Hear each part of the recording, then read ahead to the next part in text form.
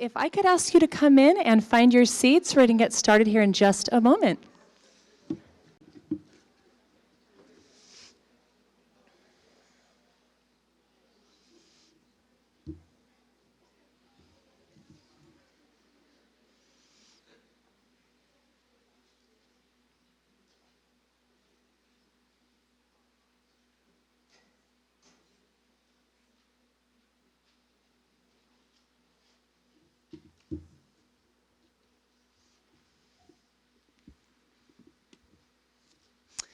Thank you for taking your seats.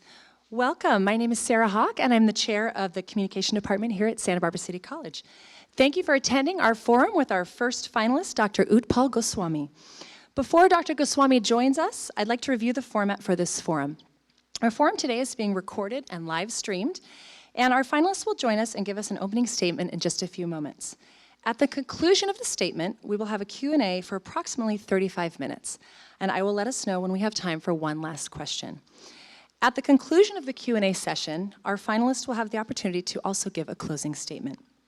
We will conclude today promptly at 1:40 p.m., and please know that our goal today is to have as many voices represented in our gathering in the Q&A portion of our time together. Given our limited time, however, please know that we may not be able to get to all of the questions in our audience today. Before we begin, I'd like to review a few basic guidelines for our Q&A session. Questions must be asked at the microphone for the purposes of our recording today. For anyone wishing to ask a question, we ask that you keep the question brief and refrain from asking follow-up questions to allow as many questions to be asked as possible today. Once you've asked your question, please return to your seat. In order to maintain some accessibility today in the aisles, we ask that no more than 3 speakers be lined up at our microphones at any given time. Most importantly, please refrain from any personal attacks and or the use of offensive, obscene, and or racist, sexist language and or slurs. Please know that this type of language will not be tolerated in this educational and professional setting. If you choose to use offensive language, your microphone will be cut and you'll be asked to return to your seat and leave the Garvin Theater. The candidates have also been advised not to answer any questions that have not been posed in a professional manner today. If any speaker asks questions that are not appropriate for this forum by way of content, they will also be asked to return to their seat. Also, if you happen to have brought signs, these will only be allowed if they do not block the view of individuals in attendance today. If signs are blocking visibility for others, we will ask that you put them out of the way, please. We also have the opportunity for public comments today. All are welcome to submit a comment to the Board of Trustees. Comment cards are available if you'd like to submit your written comments, and you should have received those when you entered today. Electronic comments can also be submitted until 8 p.m. tonight, and a link to the electronic comment form is available on the college website. If you're an SBCC faculty, staff, or student, a link to the electronic comment form was also emailed to you. I'll repeat these instructions again at the beginning of our next forum for any new folks who may be joining us. And with that, I'd like to share with you a brief bio of Dr. Goswami before welcoming him to the stage. Dr. Utpal K. Goswami brings more than 3 decades of higher education experience at colleges and universities in Texas, California, Arizona, and Missouri. He currently serves as the president of Metropolitan Community College, Kansas City, and prior to this, he held various positions, including as vice president of instruction and as interim president superintendent at College of the Redwoods in California. Dr. Goswami has been actively involved in statewide advocacy and initiatives during his tenure at MCC. He's proven success in advocating for community college funding, fostering shared governance, launching and completing capital projects, revamping technology platforms, and encouraging institutional compliance with accreditation. He holds a master's degree in developmental economics from Boston University, and both a master's degree and a doctoral degree in economics from Southern Methodist University. Please join me in welcoming Dr. Utpal Goswami.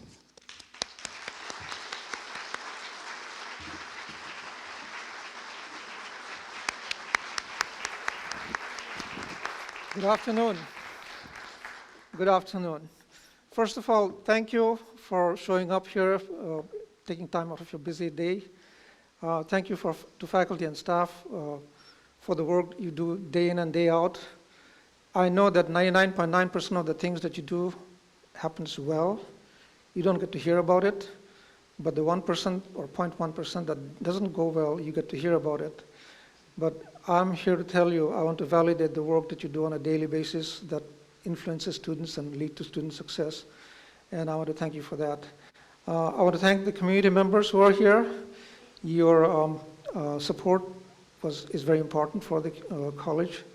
Without your support, the Santa Barbara promise would not have happened. I just found out today that even our library can stay open longer because of community support.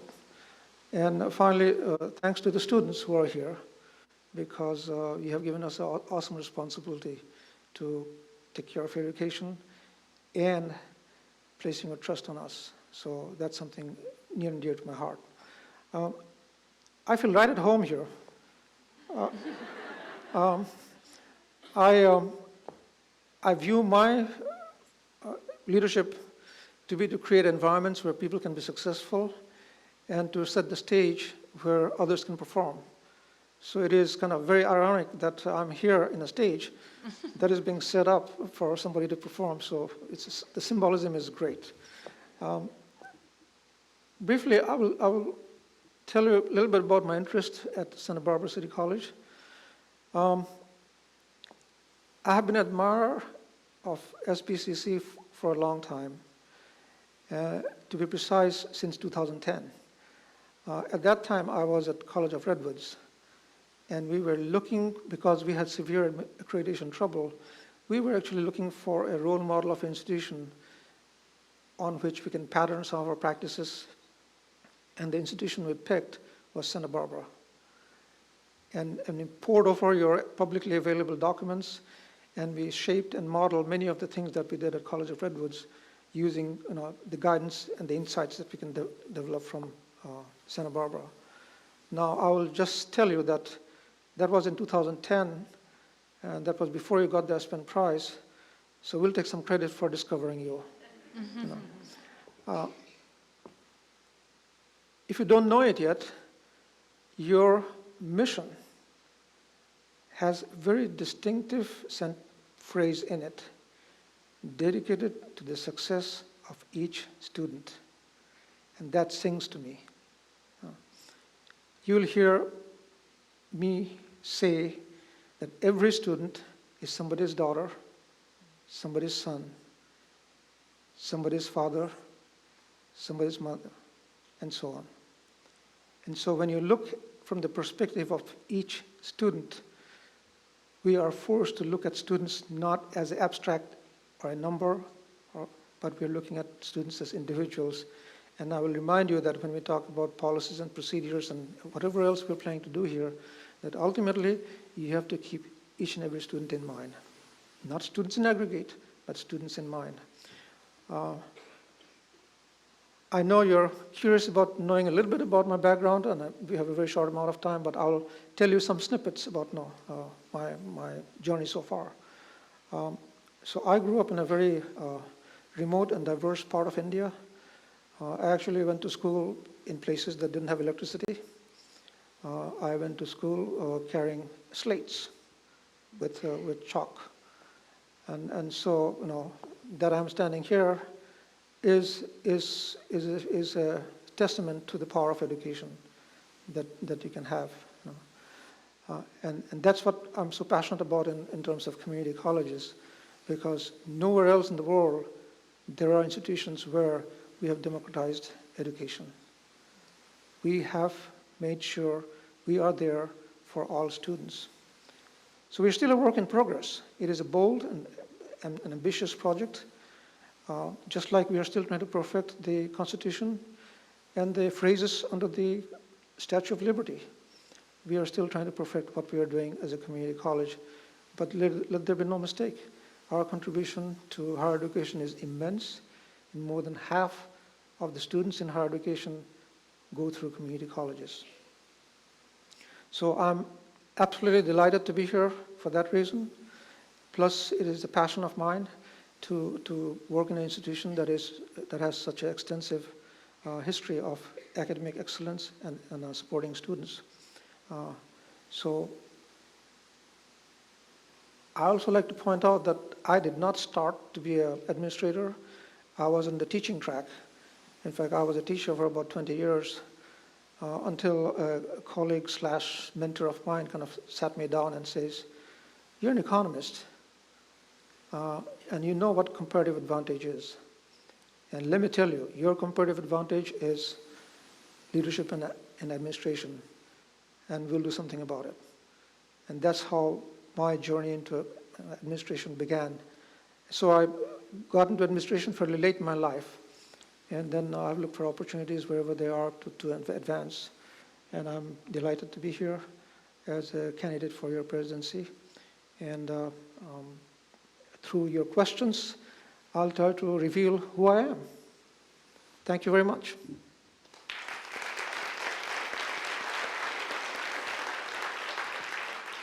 Thank you, Dr. Goswami. At this point, we'll open it up for questions from the floor.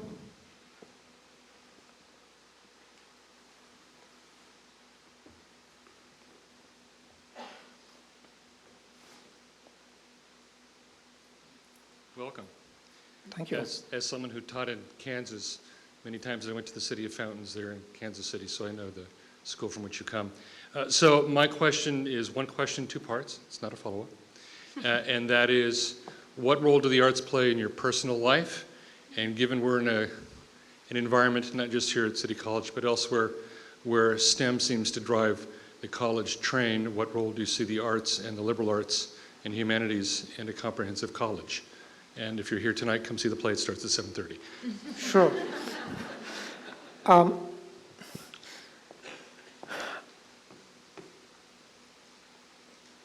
think art plays a huge role in my life. But I also tell you that if there was an art requirement for drawing and things like that, I wouldn't have graduated. No, I mean, I am a terrible painter or draw. No. But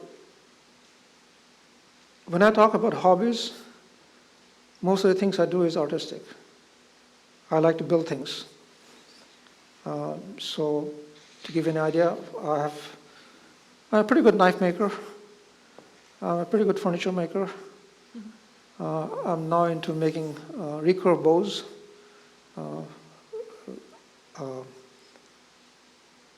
I built houses, starting with driving the bobcat and the dozer all the way up to the roof. So I think, to be a whole person, you got to have outlets for your creativity. And so in that sense, art is a very, very important component of my life, although I don't consider myself to be an artist. Music, I'm terrible. Now, you mentioned about what is happening in higher education regarding art. And so that's why I made the comment that we are still trying to perfect it. What we want to do and what we should be able to do. So the institution that I have served, art came under a scanner of the budget, and we had to look for support from the community to keep the arts going. So I think going forward, the roadmap for community colleges will be to advocate for arts as such. But also, until we get there, we have to get support of the community to keep it going. Next question. Hi. Hi. This might actually build off of that. I kind of had a similar question. It was basically, how do you feel about music and drama in particular in a college setting, and how would you support it? Is that okay? Great. I mean, those are areas of study. So we have to try our best to support those programs, art, music, theater. In fact, at our institution, we did not have a full-time theater faculty member, and I advocated for a faculty member for about 5 years. And finally, this year, we were able to hire a full-time theater faculty member. So I know that there is tendency to highlight some other programs before music or before theater. But if we're in the business of serving students, then we need to support all programs where there are students. Now, if there are only 5 students, that's a different story. Okay, but it has to. Programs have to make economic sense because we have to pay people's salary. We have to keep the lights on. But provided there is adequate number of students available, we should be trying our best. Yes. Thank you for coming, sir. Thank you. I have a question. It's really 2 parts of a question. I know you were at College of the Redwoods, Right. which I visited years ago. And this is with particular reference to your service in California. What experience do you have in fundraising for the institution, having in mind that that's a big part today of superintendent, presidents, and chancellors' work? Right. And what experience do you have, sort of in a subset there, with working with a foundation on fundraising in the private and industrial community? Sure.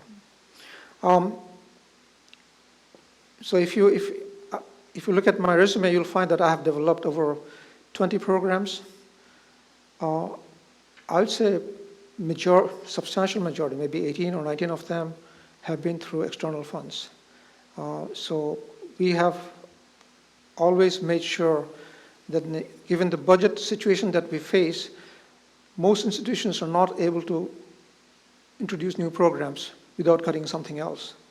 So I knew right from the beginning, from 2001 onwards, that now if I'm going to build a new program, I have to find money somewhere. So the first new program I built was captioning. And that was a time where all the networks were required to provide captioning in 2001, 2002. Okay. So in that captioning program, the way we funded it was we got a rider in a Senate bill from Senator Carnahan of Missouri, $600,000, and we got the program running. And once you're able to get the program running and you have the students in it, then the program runs by itself. Okay.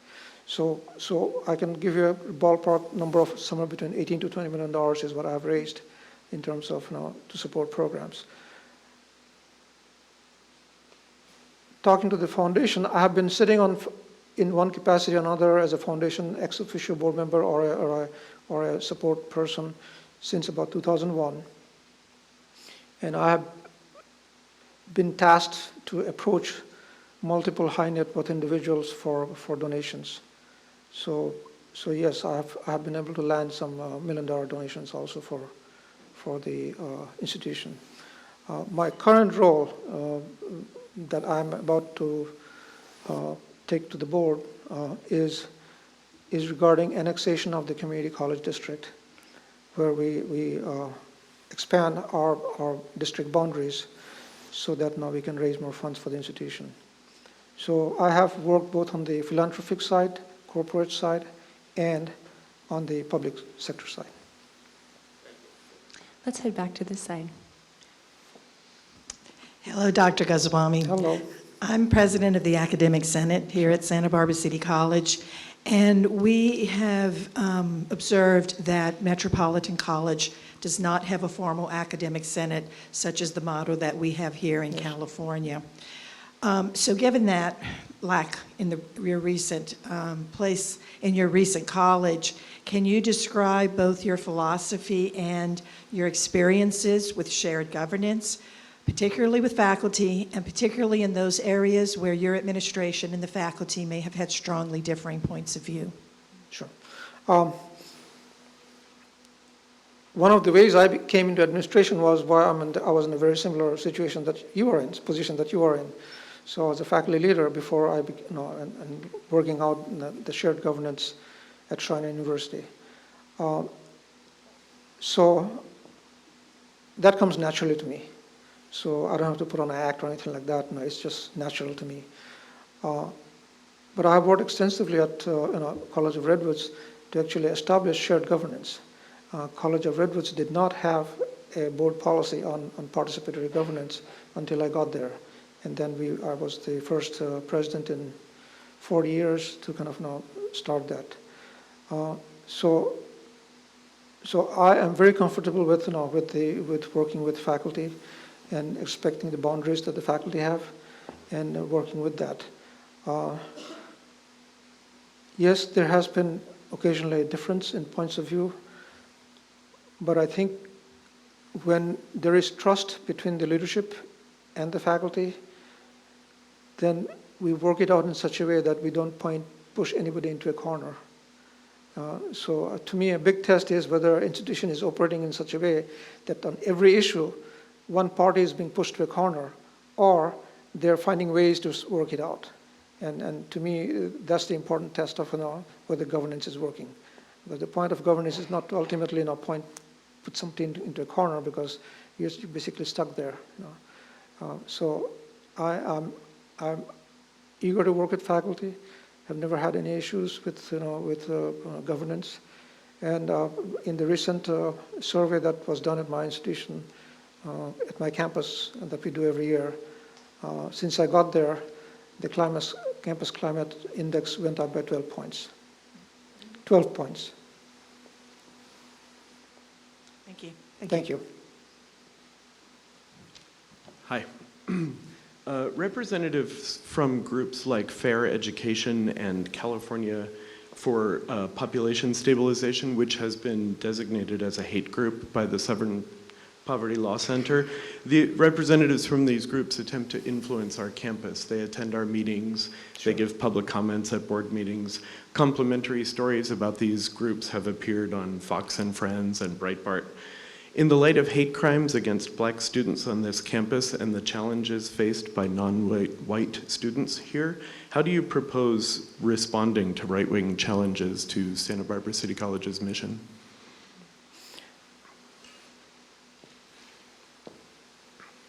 First of all, this college exists for our students.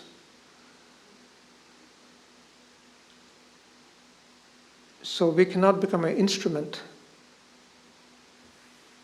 of whatever else happening in society and not work for our students.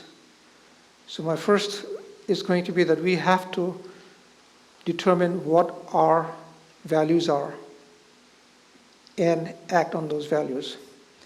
And our values are basically geared towards our students and our employees. But we also have an obligation to society. So we have to work with societal forces.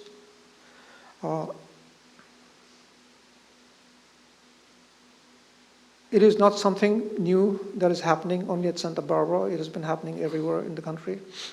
I was at the epicenter of that, 2015-16, regarding Ferguson and University of Missouri. But our student survey satisfaction on equity, diversity, and inclusion is about 95%. The highest rated item in our campus on the Noel Levitt survey is, I don't feel discriminated against for my race, religion, and ethnicity at my campus. So, yes, we have to get past the emotions and work on what is right for the institution. So there might be hard conversations, and there might be some conversations that we'll agree with or disagree with, but we'll do it in a way where we ultimately we don't want the institution to become a pawn for anybody. We are our own. We determine our own values. Thank you. Thank you. Hi, Dr. Goswami. Yes. My question for you is, have you ever led or helped facilitate any sustainability or environmental projects? And then what groups have you worked with relating to environmental sustainability?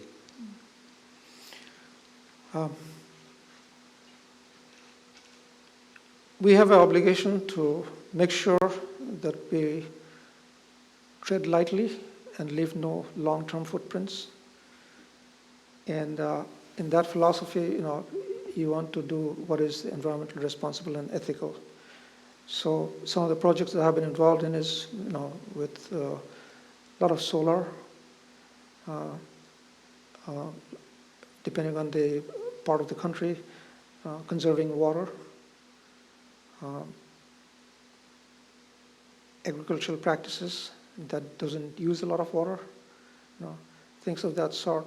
So from my role, I don't get to work in a farm or a field or whatever it is. So my role is basically to either support or set the parameters by which those can happen. And so I certainly enable those things to happen.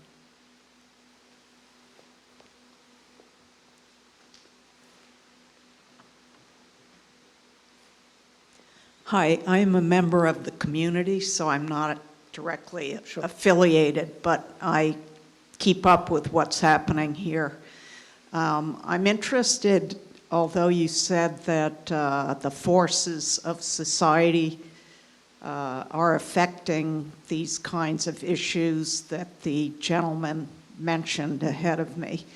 I'm interested in how you would specifically characterize the challenge that has happened here on the campus, not generally, but how would you describe to someone who was unfamiliar what has been happening here? I've viewed it from the outside. And specifically, what would you do to be a facilitator to try to bring different communities together and deal with the controversies that have occurred here? Sure. Thank you for the question. Like you mentioned, I don't have the entire picture of what happened here. I'm just reading whatever is being, in the papers. But in the spirit of answering a question, I'll kind of point out a few thoughts. One is, more than likely, we slipped into a behavior pattern over a period of time. These things don't happen in one day. So maybe there were failure of institutional processes. If there was a failure of institutional processes and practices, we will have to take care of it immediately. I will speculate that we certainly have values, that we do not want discrimination, racism, and all of that. We are for justice, equality. But have we empowered people to act on it? If our beliefs of our values simply is that it'll be reported and then somebody's going to take action about it, is one thing, versus people around speak up. A lot of times we cannot put it entirely on the victim to voice. If you're a bystander and if you value something, you should be able to speak up. Maybe we haven't enabled people to speak up. Maybe we have not had the opportunity to have a dialogue as to how to have those difficult conversations when you see that happening right next door. And that's a conversation we are having at our campus, that when we were thinking about proactively, what are some of the things that we can do as an institution to get people together and to have difficult conversations. Maybe we have lost the art of dialogue. We have become very good at debating, but maybe we have lost the art of dialogue. And we probably need to model how we have dialogue. How can you have dialogue with somebody who you disagree with, but at the same time, you can have a very nice conversation and feel good after it. You know that you did not convince the person, and the person didn't convince you, but the point was you had a good dialogue about it. So these are complex issues, and I'm not going to stand here and tell you, here are 1, 2, 3 things you do, and it's solved. I don't think you can solve it. But there has to be commitment right from the top. And I will make it very clear that that's what I stand for. I'm pretty sure the administrative team will stand for that. And I'm pretty sure our faculty and staff will stand for that. And that's how we change the mindset. It is more of a mindset issue.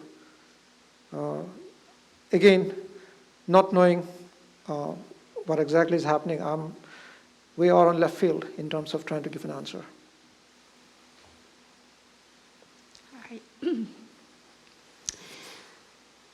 When the student here asks you about the importance of theater or other arts, you mentioned that you will want to help the students. But of course, if there is a very small amount of students, there's nothing to be done. And my question for you is, how ready are you to look outside the box and create creative solutions to the problem, for example, of enrollment? Right now, if there are classes that have even 1 or 2 students less of what's supposed to be the top, the administration cancels it, and that's it. There's no questioning the students. There is not sitting between the students, the faculty, and the administration. And I wonder if you have examples of your previous leadership in which you instituted things that were meant to find a solution that really didn't fit without the laws and regulations of the institution, which I think that is necessary if we are really going to do what our mission statement says, that you are all here for the students. Thank you. We have to think outside the box. And one of the reasons I would say Santa Barbara City College and this is in the position in terms of the excellence in education and things like that is that you have had a history of thinking outside the box. You were leaders in many things. So here are some things I'll point out that I think I've been thinking out of the box.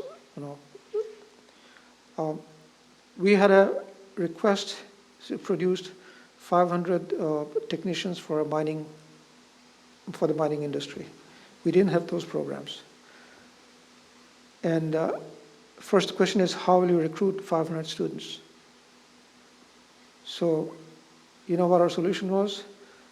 That we don't recruit solutions, we recruit the employees first. So we made the mining employees, company hire the employees, and then the agreement was that they're going to come to school 4 days a week and work 2 days in the mine. And then that's how we solved that problem. If we had taken the traditional way of, let's find the students and then after they graduate, they may or may not get a job, we didn't go down that path. We asked the company that, no, you got to put some skin in the game. And your skin in the game will be to hire these students first and pay them your entry-level wage, and you get them to go to school. So it is not necessarily whether I don't put myself out there as a creative genius, but occasionally I can be creative and be a genius too. But more importantly, whether the institution as a whole has that mindset and does it. And I'm all for supporting those kind of innovations.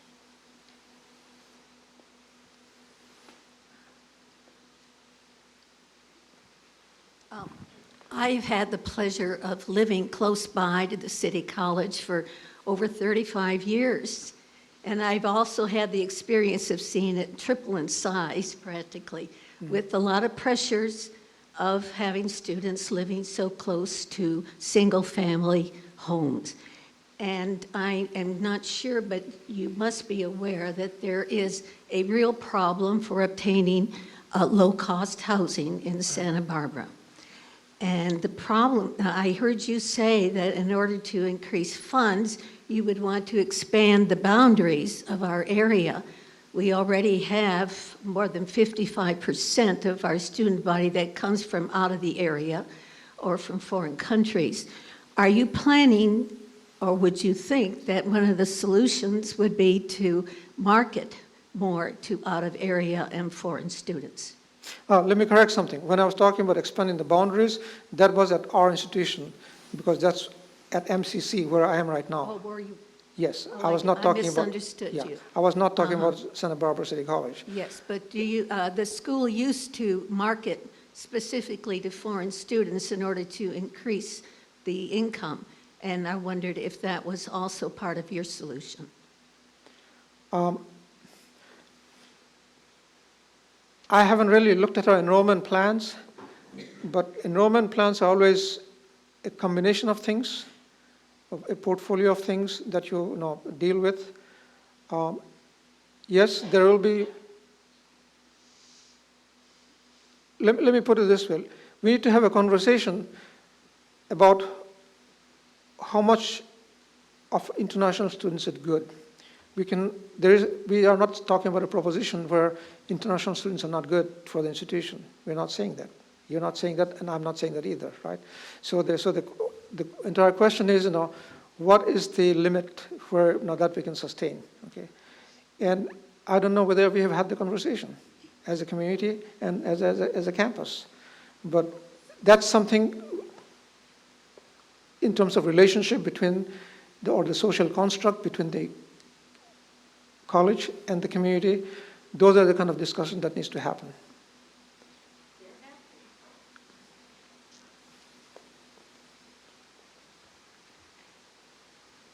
Hi.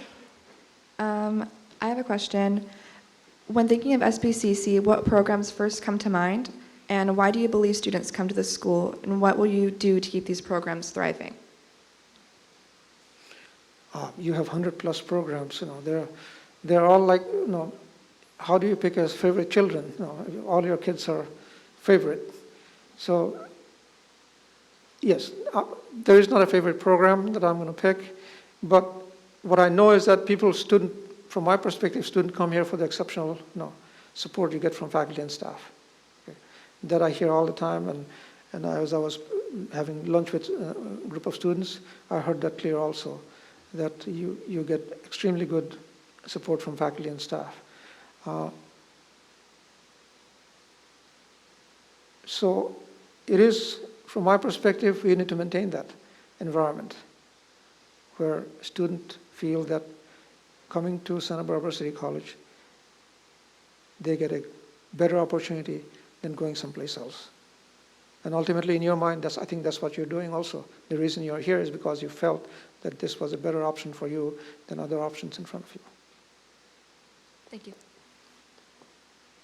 Hello again. Hi. Earlier you mentioned how certain departments would need to look for the community to find their funding moving forward. Mm-hmm. Would you plan to assist facilitating said departments with opportunities to obtain community funding? Okay. So when I mentioned funding, that's me going out to find the funding. It is, I'm not putting it on the department that you go find and no, that's how you're going to survive. No. That is the role of the CEO or the foundation, that we identify what the needs are and then we go out and look for the funding. So yeah, that responsibility is mine.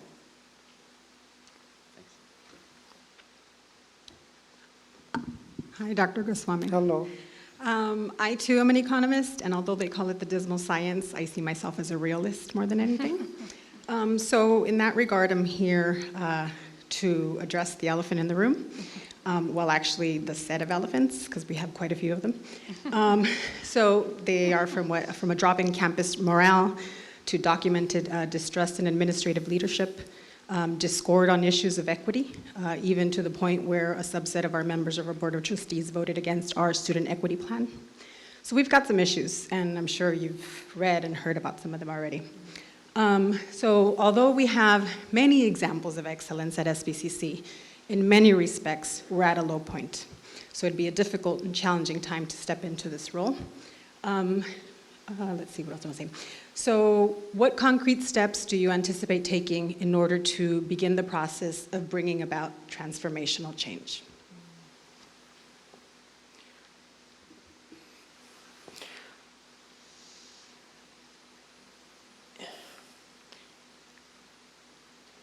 You cannot bring change without creating trust. So the first thing that will be a challenge that I'm willing to take on is that I have to first earn your respect.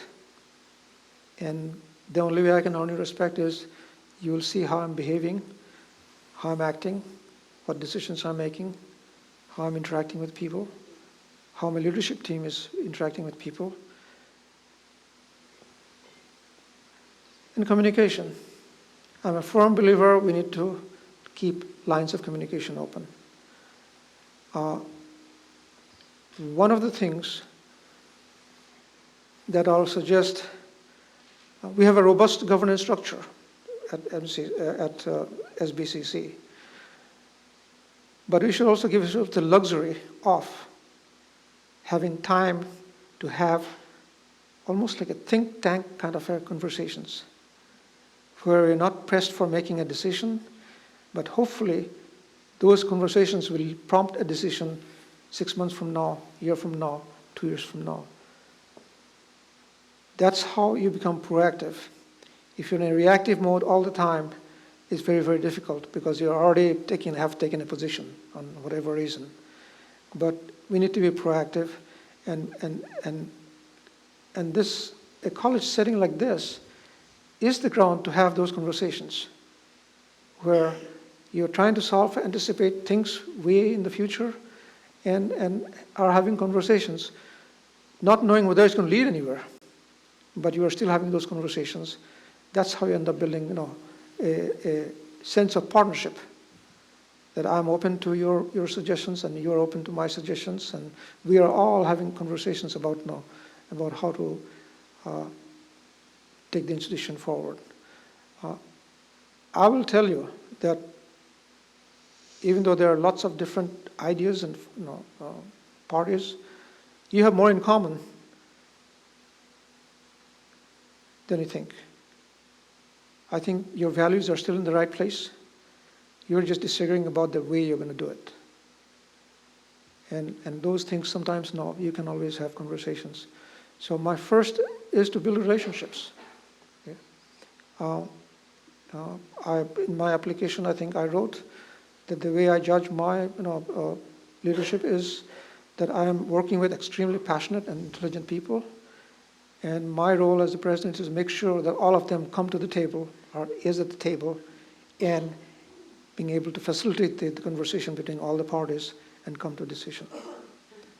And if you do that, very few decisions will need to be made by the president superintendent. The process itself takes care of the decision making. This will be our last question. Good afternoon. Thank you. I have two questions for you that relate to how you would prioritize various needs on campus given our current budget crisis. One of these needs has been clear for a long time now and was recently brought up again in light of the recent hate crime on campus. Black faculty, staff, and students have repeatedly issued a list of demands to address their needs for safety and for an educational environment that is conducive to their needs. Those have been ignored. They have been repeatedly told that in the moment of a budget crisis, we simply can't address those needs. Is that something you would prioritize? Secondly, we've also been recently made aware of a plan to hire a new, or actually create a new vice president position. And this is at a moment where we are being told that we might cut faculty and staff and hourly positions even more than we already have. How would you address these two needs on campus, and how would you prioritize them in the midst of a budget crisis? I cannot give you an answer about how am I prioritizing it without knowing what the other priorities are, But I'm very sensitive to the fact that you as an institution are at 90% of the budget on salaries and benefits. We are at about 80%, and we think we are in trouble. Okay, so I understand that when you have only 10% to play with, there is really nothing there practically. So that forces the institution to make very, very hard decisions. And so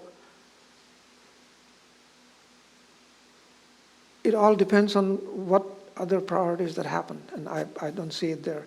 But I'm very sympathetic to making those needs happen, and that's why one of the things I mentioned in the committee, and you can hold me to it, that that to buy ourselves some time to get from this 90% and escalate down to some more manageable level, we have to raise some funds for a few years, annual funds, to run the institution. 4A institutions do it all the time. And I told you about the contribution of community colleges. So we need to demand our fair share, because we cannot put the entire burden of running the institution ultimately on the students. And ultimately that's what's happening. And what is hurting Santa Barbara even more is that, and again, this is no criticism, this is just a fact, that in California, you get the same amount, 46, whatever it is right now, 46.65 or something like that per FTE, as Shasta. Their cost of living is, let's say, 90, and our cost of living is 170. So you can see how even the systematically, how institutions are being pressured in different directions. So I don't think I can answer your question, but I'm giving you at least an insight about how I'm going to think about it and how I process those things and come to a decision. We'll now ask Dr. Goswami to leave us with a closing statement. Thank you very much. These were very interesting questions. I am pleased at the level of your interest on the institution, both from the community and from the employees here. I will always say that to maintain the preeminent status that you have to look for challenges and opportunities that others don't. And we got to do that not only for ourselves, but also to serve as a role model for other parts of the other institutions. So I will ask you to join me in doing that. And I would like to join you in making that happen. You have the talent here. You have a long history of innovation and excellence. The issue is, how do we get through the next couple of years? There's the big uncertainty about funding, the performance funding. And I still have concerns about whether the way the funding model is being designed, if all the institutions improve to the target level, whether there will be enough funds available for everybody. So we cannot even take for granted that even if we improve or meet our metrics, that next year we'll get the same number of dollars. So the dynamics have changed significantly. Our budgeting will have to be different, because in the new performance model, we will be required to make some investments, because the results on student outcomes doesn't happen in 1 year. It takes 2 or 3 or 4 years for that outcomes to happen. So we have to make some investments today to get the outcome of the student in 3 years' time, for which you're going to get new funding. So the paradigm has shifted significantly, and all of this will require us to kind of work together and like a lady mentioned here, think outside the box as to how to solve those problems. And my point is, if we create the environment where, as I said, others can be successful, yes, we can be successful. And I'd like to be part of that. Thank you very much. Thank you, Dr. Goswami, for your time today. Thanks to all of you for attending and for your thoughtful questions. We will take a brief recess and reconvene for our next forum at 2 p.m. Paper comment cards are available, or you can submit your comments electronically. We look forward to seeing you again at 2 if you choose to join us.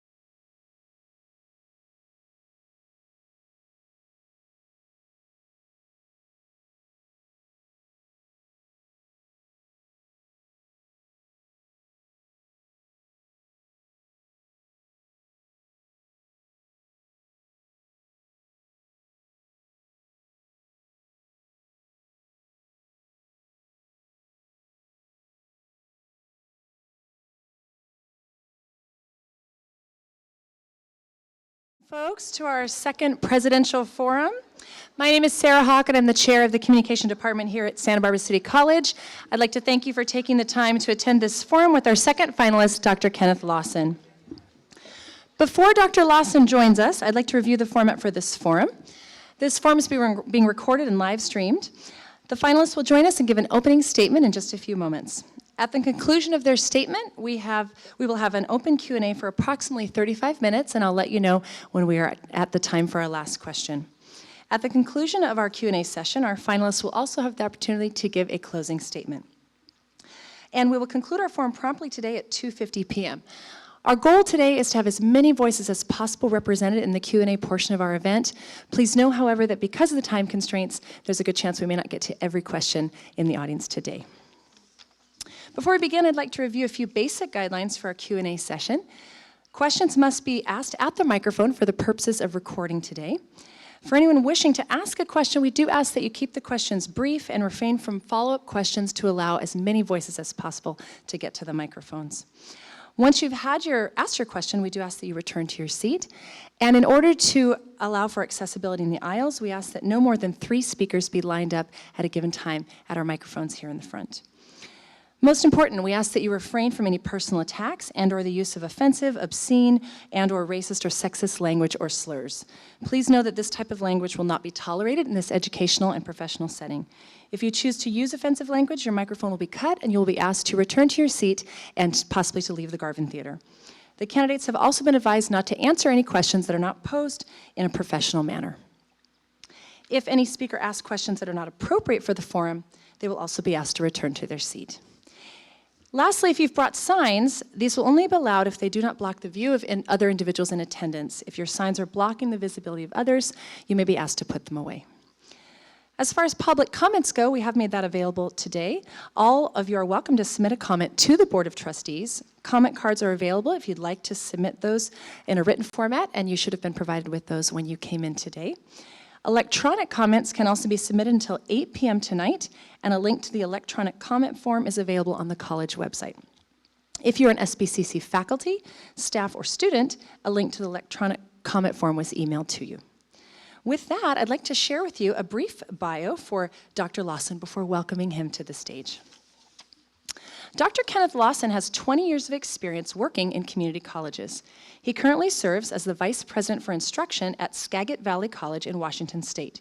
He joined Shoreline Community College in Shoreline, Washington as a full-time faculty member in political science in 2001 and was later elected by his peers to serve as a dean. Dr. Lawson also served as the Dean of Humanities and Social Sciences at Seattle Central College before moving to Skagit Valley College. Dr. Lawson has helped lead Skagit Valley College's strategy to improve student learning and success through the implementation of comprehensive guided pathways approach, placing equity at the center of the effort.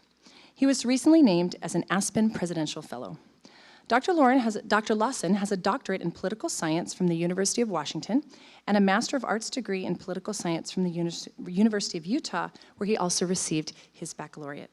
Please join me in welcoming Dr. Kenneth Lawson.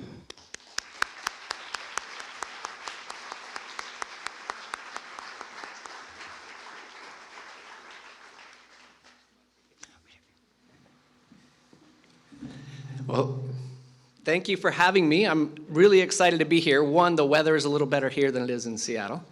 And two, I have some connections here. So my mom was actually enrolled at City College back in the 60s. My dad graduated from UCSB, and I'm pretty sure my Uncle Mike is out there somewhere showing some family support. Thanks. So I'm just going to very briefly say why I'm in this work and what I value. And I know there's going to be a lot more that I hope to get to in terms of how I approach leadership and how I would approach leadership, particularly here at Santa Barbara City College. So just roughly in terms of my values, I came to the community college world a little bit accidentally in some ways. I'm very passionate about my discipline, love political science and teaching political science, and really thought that I'm just going to move this, that's what I was going to do for the rest of my life, was probably work at a research institution and be able to really teach and share the love of my discipline with my students. And it just turned out as I was finishing my dissertation, I would walk my dog. I have a black lab, and there was a neighbor that also had a black lab, but she worked at one of the local community colleges, Olympic College, which was a ferry ride away. And so she offered to give me some sections teaching basic education. And I gladly accepted that, particularly as a grad student. I really wanted the experience teaching. And it completely opened my eyes to the possibilities of how teaching can really impact student lives and really transform their life chances and really provide some social mobility. So I felt that with students in political science, that I could get them excited about being a political science major. But it was something totally different when I could excite them about their education and what that could do for their lives. So ever since then, I have been really engaged in community college work. I was fortunate to get a full-time teaching job at Shoreline Community College, as was already mentioned, and that was a really fortunate experience too, because the faculty there were really just invested in their students, and I learned the value of working not just in the classroom with students, but outside of the classroom with students. So we did a lot of team teaching there, and we had a student club. It was the Worldly Philosophers and Dismal Scientists Society. It was actually a really fun club. And what it did, though, what we did is we created community with our students. And our students took so much out of that, and they started organizing and wanting to change the world. And that has always stuck with me. And the way I describe it now is that I draw from Richard Keeling and his phrase of comprehensive, holistic, transformative education.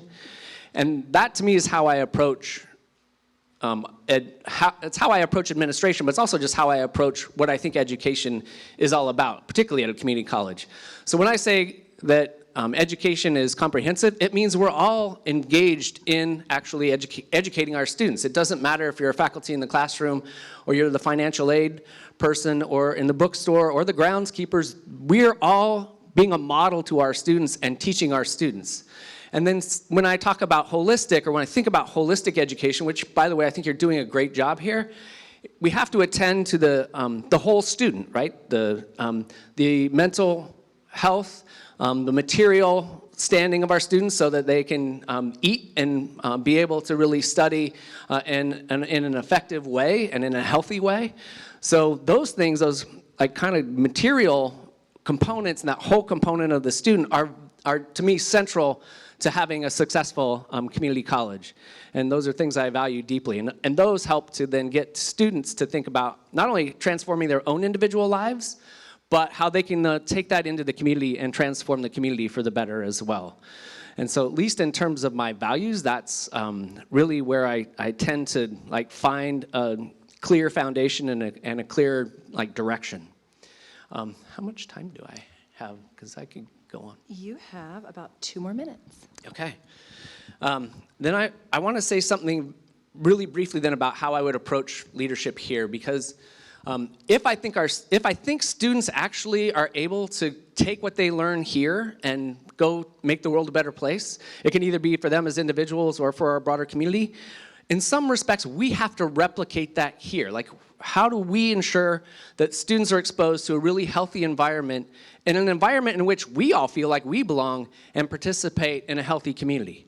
And the chief ways that I value in terms of trying to create that sense of trust and community is, one, I really would insist on having a set of what I would call guiding values, and I can tell you what those are. They're my values, but I think as a college community, we have to collaborate and figure out exactly what would be those core values for the college. But for me, I always go back to the idea that it's important to have open, honest communication, to act with integrity, to act collaboratively, and then finally to have compassion towards one another. And again, those are things that I think we would all have to work out together as a community, but they really help center the work and create, I think, a trusting environment where we can all do the work of supporting our students and ensuring that our students have equitable access and equitable success in terms of their learning. So I'll stop there. I feel like I have a lot more to say, but I'm sure you're going to ask some tough questions. So. Thank you, Dr. Lawson. They do have some questions. Our mics are now open, folks, so feel free to come to the mics, and we'll start the Q&A portion of our event.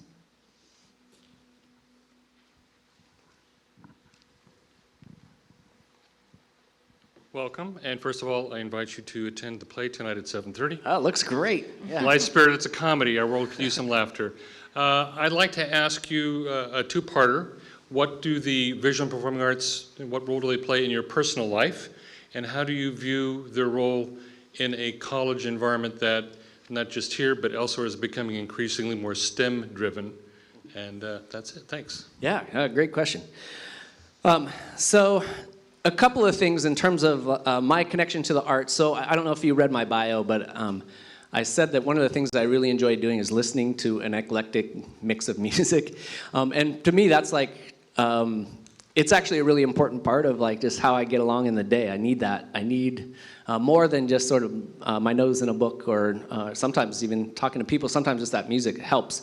And I think the performing arts does different things for different people, and it's absolutely central to, like, I think part of our mission too in terms of transforming the world is making sure that people are exposed to a breadth of different ideas and different experiences, and that's part of what the performing arts provides, is that depth of experience that all of our students should be exposed to. I will say that at the college where I'm at right now, we invested in a drama instructor and really tried to provide some community-based theater to ensure that our whole community was exposed to that, not just our students, but now our students also participate, of course, in those productions. So it's like it's part of what a well-rounded education is about. So I'm a strong supporter of the arts. Hello. I'm curious. Santa Barbara there's a lot of students here are concerned about environmental sustainability, and the campus has in the past done a lot of initiatives that have helped promote that. I'm curious, what environmental groups have you worked with in the past, and what kind of things would you do to support future initiatives on campus related to environmental sustainability? That's a great question. When I was about your age, I flirted with Earth First. Are you familiar with Earth First? Yeah. So I don't even know if they're still around, but I had a very strong passion for it earlier in my life, and still do. I mean, I still think it's one of my core values. And if you just look around and experience the world, it's changing environmentally, and we need to take action to make sure that we can all survive in a healthy environment. And so we need to have some urgency around that. So to me, that should be reflected in the curriculum, and certainly should be reflected in terms of the facilities and so on. And so I appreciate that the last building that was built was Platinum LEED, and those things would be core to how I would want to see the college kind of go forward in terms of facilities and environmentalism. Okay. And it's like there's global warming happening on this stage right now, I think. It's very hot. I know the feeling. Dr. Lawson, I asked this question of your predecessor here on the stage, so I think it only fair to ask you. I'm not familiar with the funding mechanisms of community colleges in the state of Washington, but one imperative here in California is that superintendent presidents and chancellors have to be good at fundraising in the private community and the industrial and business interests in the community. Do you have any experience there? And I know that you haven't been at the top level, but if not experience, some ideas of how you would go about that. Thank you. Yeah, great question. So actually our funding model isn't all that different, particularly in terms of where the direction of California is headed now with the student success. Yeah, well, I think that's true across the country. If anybody didn't see that, it's the downward, like the public funding is going down. So I'm guessing that's the impetus of your question, is like, where are the other sources of revenue coming in? And so part of the work that we have been doing at Skagit Valley College, we just had a campaign. And by the way, like, we are very collaborative there, so I'm going to say the word we rather than I.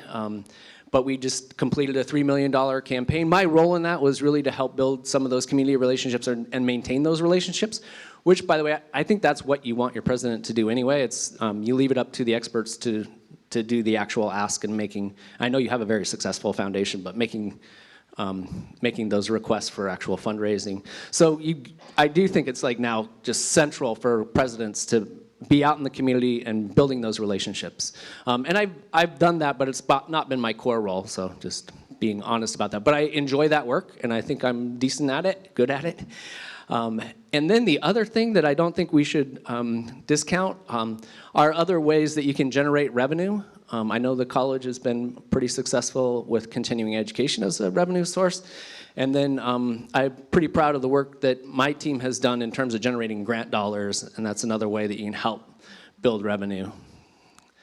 So I feel like, we, as every community college in this country is grappling with those budget issues, I think we've done a good job trying to be able to manage it in a steady way. But it's I'm not going to deny that that's those budget pressures are felt everywhere. So it's good, great question. Touching on what was asked earlier, I just wanted to know if you have any, what plans you would have to specifically help to combat climate change for this campus in the future. Well, for this campus, I do think it would go back to the facilities master plan in terms of what the college does in terms of its sustainability efforts. But we're a college that is invested in learning, right? So the other piece of that is you have parts of your curriculum that might address in a pretty significant way. I'm not saying, I don't know enough kind of about how your curriculum is structured and so forth, and where the faculty are in that, but that would be a value, is how do we get that into the curriculum, and not just the credit curriculum too, but how do we get that as a message out to our industry partners in K-12 and into the universities too, how do we partner with them to do that work? Those are it's just kind of doing the concrete things that we would kind of do as a college in our operations, which includes learning. And I almost feel like I'm going to say We're ready for thing. another question. I know we've got a few waiting. I'm Donald Faith. I'm a member of the community. I did my first year at City College and my other years at Westmont College. There wasn't transparency when I was approaching commencement, and it was a mystery what my degree was because they failed to tell me that they'd lost their accreditation in my major. So when I finally got my degree, it was something else, and I probably should have had a double major. Did not pursue the graduate college I would have pursued, which was in international business management in Glendale, Arizona. That's fine. I ended up doing something much better here. Currently, there's a process to take away the possibility of people accredited to going on to applied music. And the only way these people found out was by the fact that those courses were not published on the spring calendar. So this brings up a problem of concealment, and you can ask your uncle about the Brown Act in California. But this comes into an area of organizational psychology and administrative law. How would you encourage this group that put this into effect to rescind this temporarily, approach their fundraising ability here, which is really immense, to get these few students through so that they can complete what they were promised when they started their 2-year program? Thank you. Thanks for that question. And I'm not, it's hard for me to be able to respond to that, I think, intelligently without really knowing the details of it. I know that in the state of Washington, we are accredited by the Northwest Commission, and I'm guessing your accreditation standards are going to be pretty similar, is that you're obligated as an institution to teach out any programs that you've started. So if I'm hearing you right, that you're saying that those programs were started and they were not taught out? Yeah, well, okay, I would say that shouldn't happen, and that it wouldn't happen. I mean, we would have to come up with alternatives for students at the very minimum. And we would be obligated to do that, and I would be committed to making sure whenever you close a program or you've entered students into a program, you're obligated ethically, morally to teach that out. So it's yeah, you have to. Hi. Representatives from alt-right groups like Fair Education and California for Population Stabilization, which has been designated by the Southern Poverty Law Group as a hate group. They attempt to influence our campus. They attend our meetings. They make comments at Board of Trustees meetings. Complimentary stories about them have appeared on Breitbart and Fox and Friends. In light of hate crimes against black students on this campus and the challenges faced by students of color, how do you propose responding to outside groups who are blatantly against our college's mission of equity and inclusion? That is an awesome question. So it is an absolute challenge on at any institution of higher education, because we stand for academic freedom and the free exchange of ideas, and tend to be protective of First Amendment rights, and we want people to speak their minds freely.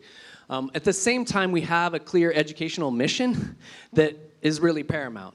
So the way that I would like to see that issue approached is to ensure that you have really strong policies around how you would need to sometimes restrict speech in terms of the time, place, manner of speech in order to make sure your educational mission is protected. And so I was actually at Seattle Central. I don't know if you all remember this, but there was a protest, and then we had folks camping out at our campus. And we didn't have good policies around what was a disruption to our educational experience. So that, to me, the first priority is making sure that you can deliver good, healthy education. And the ways to protect that, I think, are having good policies, and then also just being vigilant and sometimes willing to have those hard conversations too about why what we're doing at the community college is so important to all of our students and ultimately to our community and to our country. So we, in a way, have to defend our values against some of those groups, but we can also figure out ways to help limit the imposition. And by the way, some of that, as you, I'm sure, know, those are well orchestrated across the country, and that's why I think so many of our institutions of higher education are trying to figure out good responses to it. I do think it's important for us to be proactive and think through so you're not just responding when it comes, but you already have a good clear plan in place and a kind of some principles in place about how you deal with those issues or those groups.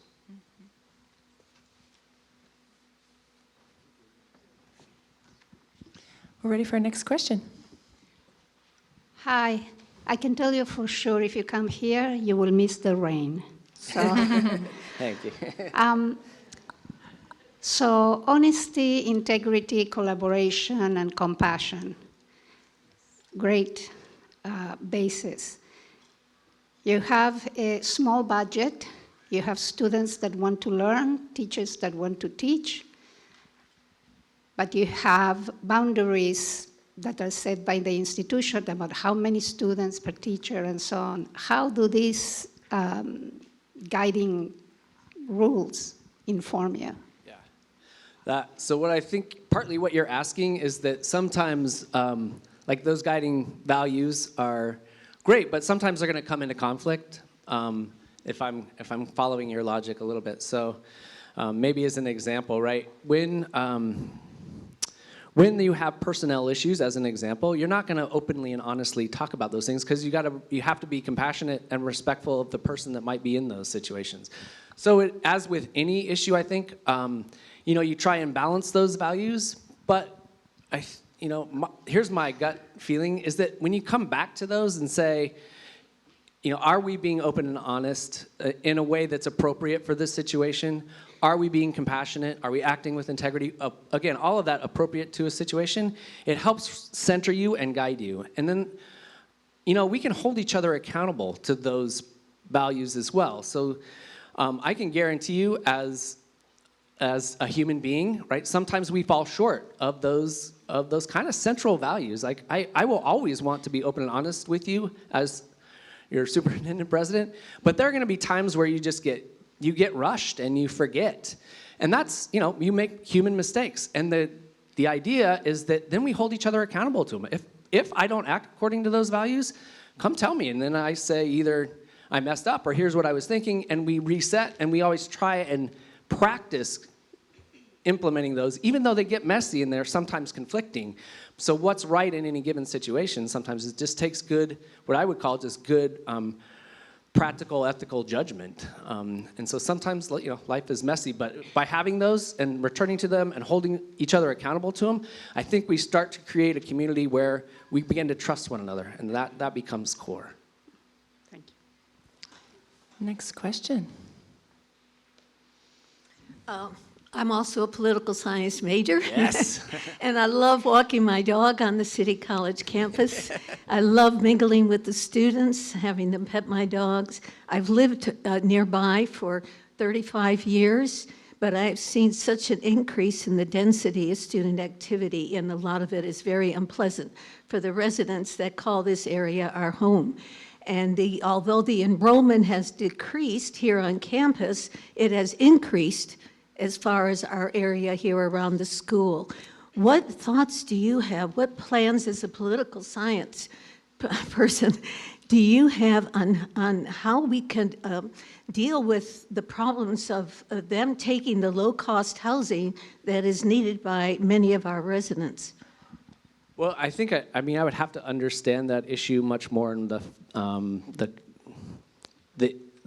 forces that are driving that issue before I could, I think, provide a really intelligent answer to it. You know, for me anyway, when I go back to political science, so my dissertation was actually on how groups interact during times of social stress. And so I particularly looked at during times of war, how are the way that we tend to define who's in and who belongs and who's out and doesn't belong, those become more prominent and they become more intense. And in some respects, I almost feel like we're dealing with that in our country today. And so how do we all, in a way, how do we all get along in those situations? And again, I'm kind of skirting your direct question because I don't know enough about really like what the issues are around density around the college.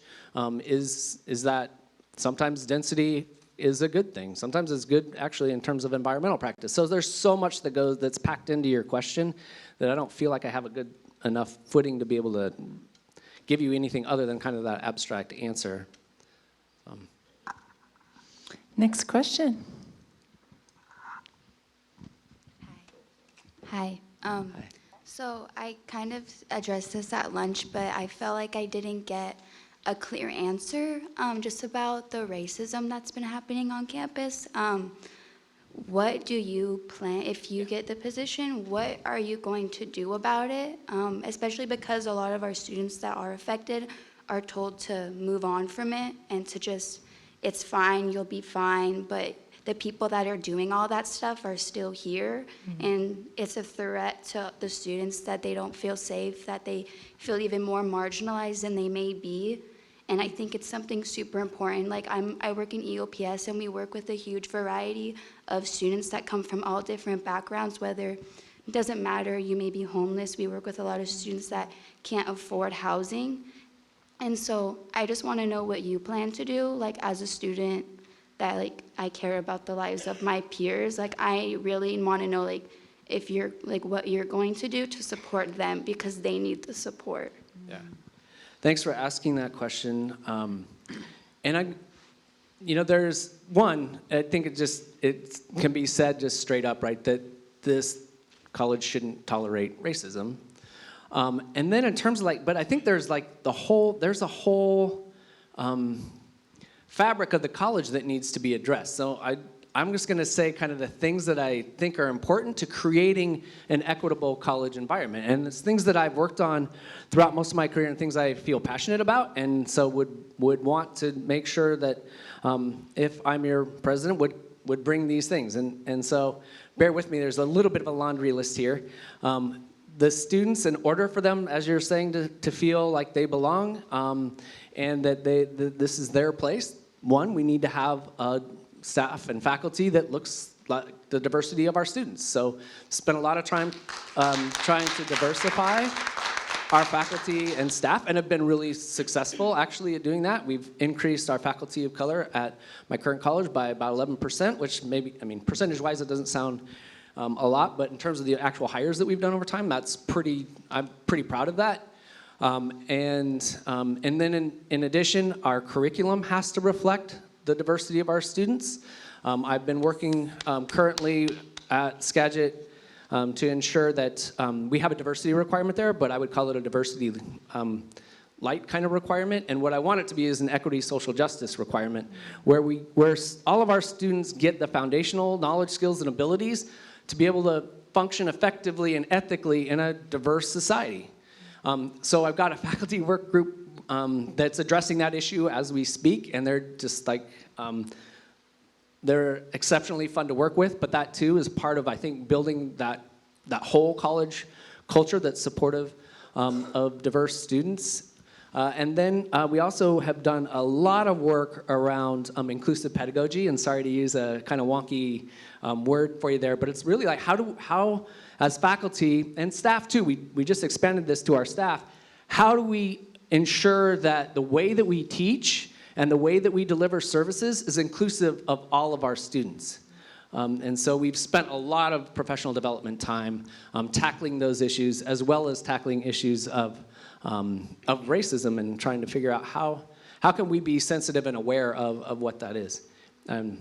So in other words, right, there's a whole host of institutional change I think you have to make. With respect to that, to any racist incident itself, I do think you need to, again, be proactive.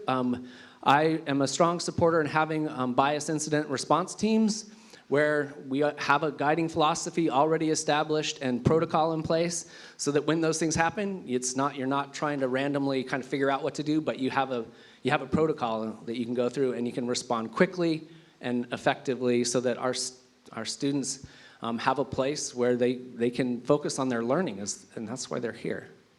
Thank you. I feel like I need a... Next question. Hi. Thank you so much for those comments. I really appreciate your response to that question. And I just want to dig a little deeper in terms of your background and training. As a fellow person who possesses racial privilege, I'm wondering what training you've engaged in regarding your own racial identity awareness, in particular anti-racism training. Yeah, thanks. So I was going to kind of save this to the end a little bit, but I'm going to just go ahead and say it now.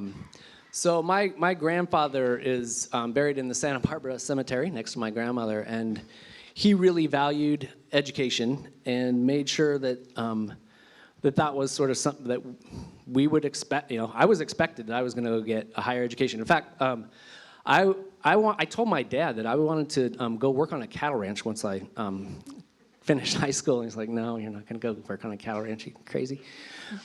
And so I got pushed to go to college, and it was never a doubt. So one thing that was really apparent to me is that I had that privilege, right? I had the privilege of having a family that was not going to let me not go to college, if you can follow my double negative there. But so I completely recognize that privilege, and to me, part of what attracts me to Santa Barbara too is I frankly want to do right by my grandpa and honor sort of the fact that I have all these privileges and use those privileges, being white, male, heterosexual. I get to check all the privilege boxes and do good in the world with those privileges. And then one other thing too, I'm not directly answering the training question, but I've been through a lot, mostly because I had great faculty we have an equity and social justice department at Shoreline, and believe me, they schooled me exceptionally well. So, and I read a lot, I still read a lot on issues around equity and justice, but probably the most impactful thing in terms of my own understanding of race and other types of privilege and marginalization, depending on what side you're coming from, is that I have mixed race children. My daughter looks exactly like me, so she doesn't experience race in this country, but my son does. And yet on the other side, my daughter has a learning disability, and so having to negotiate worlds of privilege when people that you love and care are negotiating a different train that you're not necessarily used to, I can't tell you how much that has taught me in terms of all of sort of the dimensions of power and privilege in this country. Yeah.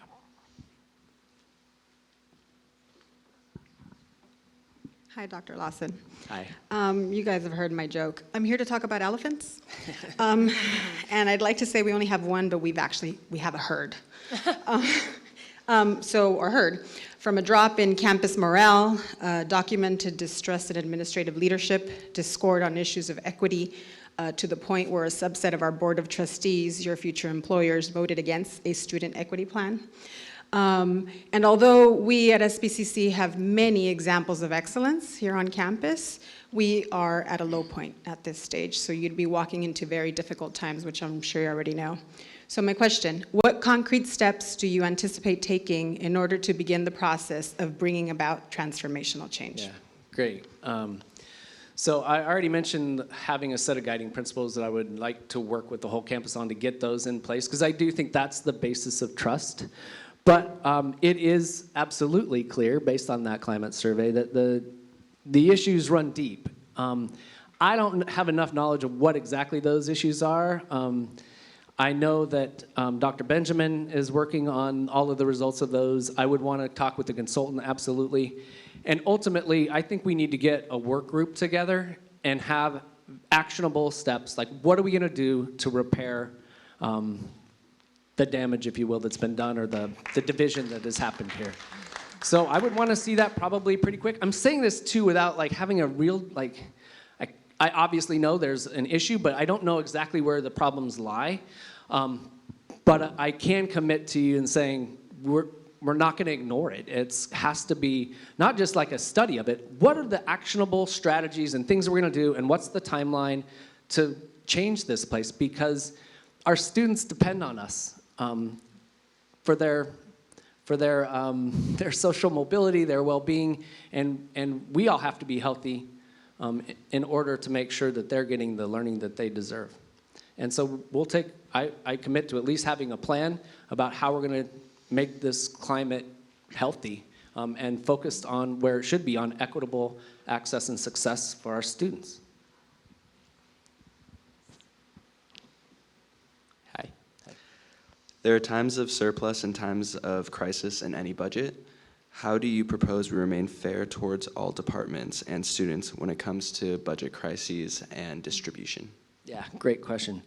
I was talking to Cabinet earlier today, and one of the things that I take some pride in is that I try and be very planful and strategic about things. So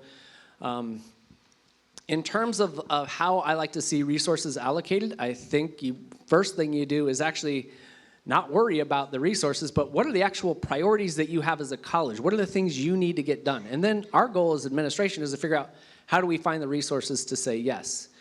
Obviously, when we're talking about a budget cut rather than like trying to just reallocate budget, again, I like to do that in a pretty strategic way. Where is there going to be the least impact on students that allows us to preserve as much of the access and opportunity to learning that we possibly can? And sometimes I have been in those situations, unfortunately, where you really do have to make those cuts, and you try and do it again strategically to have the least impact on students. Yeah, good question. Do we have another question? One's coming down.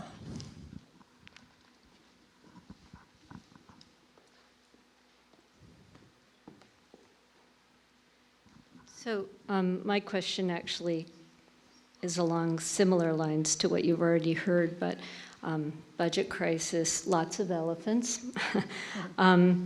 We are currently in a huge budget crisis. We're in a hiring freeze for staff positions. We did an early retirement plan 4 years ago, and faculty are being asked to consider another one for which 87 faculty are currently eligible. We've cut hourly workers. We've cut replacement positions for faculty, and we don't know if we'll replace any faculty this year. We're being encouraged to support the early retirement plan. There's a reduced workforce, but the same amount of work or more needs to be done. And our vice president has currently proposed yet another VP position when we are already administration heavy in comparison to other colleges.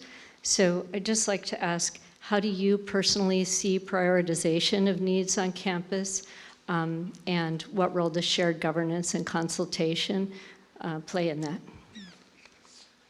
So to me, so this was, again, maybe something I was going to mention either at the start or at the finish, but I'll just say it now, is that I really try and be what I would call mission-focused but action-oriented. So in terms of like looking at the budget and our resources, what's the mission of the college, what's the mission vision of the college, what are the strategic priorities, and our goal is like if there really are priorities, then that's where you should be directing resources.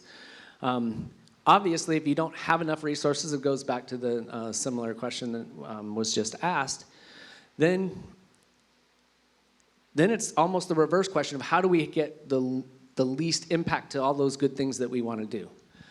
And just the only way to do that and do that in a healthy way, I think, is doing that in a collaborative way, because I can tell you, right, there's not going to be some small group in a room that's going to know all of the impacts of budget cuts. So you have to get information and input and involve as many people as you can. In the end, I do think it's right that administration will end up having to make those hard decisions. I don't think faculty and staff would want to be in the position of having to make the final decision, but the only way you get to good decisions is by involving as many folks on campus as you can who actually have in many ways, the ground knowledge to inform what a good decision would be that has the least impact. And those are never fun. And it's unfortunate we're stuck with too many of those today, but. We have time for one last question. Hi, so I think I'm speaking on behalf of a lot of students when I ask this. One thing we really need right now is a president that's representative of all students. In the past, we've had and we still have an administration that has a huge disconnect between them and students.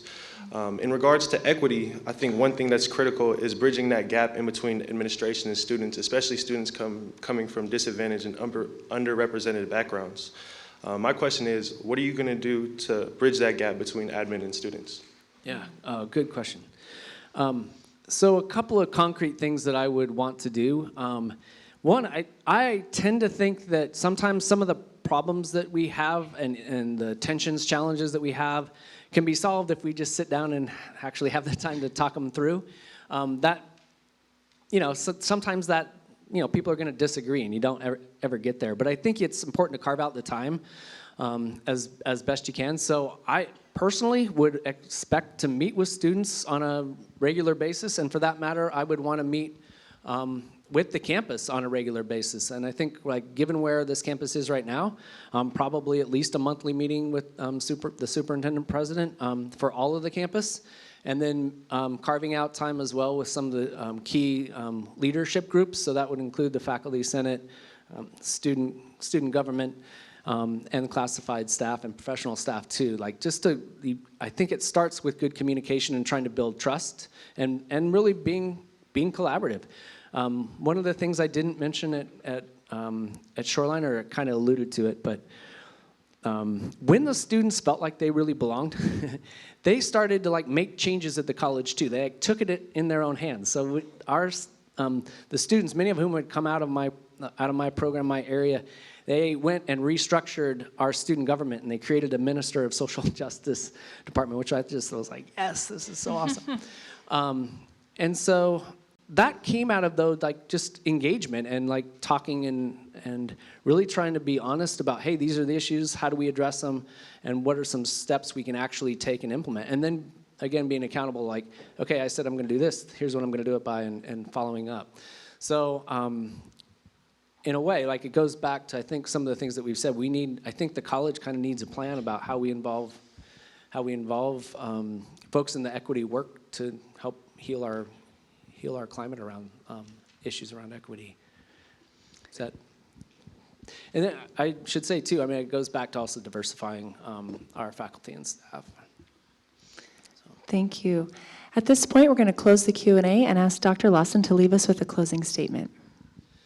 So I was able to kind of touch on some of the things I wanted to close about, but I will say, I would like to say at least this, is that I got here yesterday and walked around campus some just to get a little better sense of the college, and then after today too, I am so impressed. There's so much that you are all doing so well. I was blown away by the amount of support and the amount of compassion and care that you're showing to students. And I know there's still a lot of work that needs to be done, that the college has a lot of healing to do and needs to address some very significant issues and not shy away from those things. But I hope you don't beat yourselves up either, because I just could feel it. There is so much great work and so many great people here that are here for the right reasons of really helping our students, and then having our students turn around and help us too, and becoming a real community college. It's all right here. You got to get past some of those elephants in the room. If you do that, this place is just, I already feel it. It's amazing. And it's just going to be all that much more amazing to tackle those hard issues, and they are hard, but I think it can be done. And you're all the secret sauce to that.